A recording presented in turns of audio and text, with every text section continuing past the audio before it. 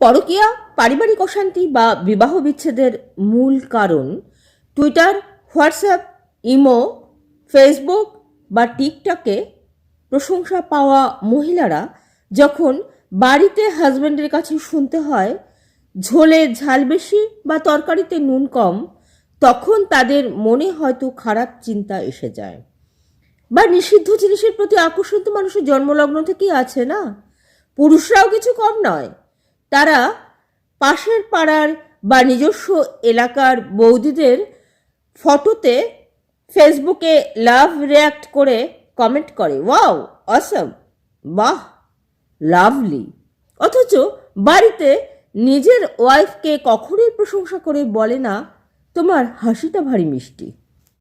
Husband wife বা দুটি পরিবারের মধ্যে মিল নেই। ওয়াইফ হাজব্যান্ডের আনুগত্যকে দাসত্ব মনে করে। আমি কিন্তু আপনার সাথে একমত নই। কারণ বৈবাহিক সম্পর্কে তিনটি ধাপ রয়েছে। প্রথম ধাপে অনেক ওয়াদা, প্রমিস, কমিটমেন্ট, ভালোবাসা, ফুল দেওয়া নেওয়া চলে। মাঝখানে একে অপরের সাথে ঝগড়া, কলহ, বাচ্চা মানুষ করতে গিয়ে অনেক সময় বউ শাশুড়ির যুদ্ধ।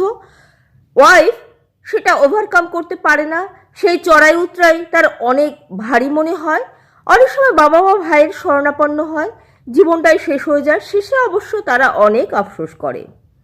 থার্ড স্টেজে হাজব্যান্ড ওয়াইফের মধ্যে অ্যাডজাস্ট অনেক বাড়ে, তারা একে অপরের পরিপূরক হয়ে বাঁচে।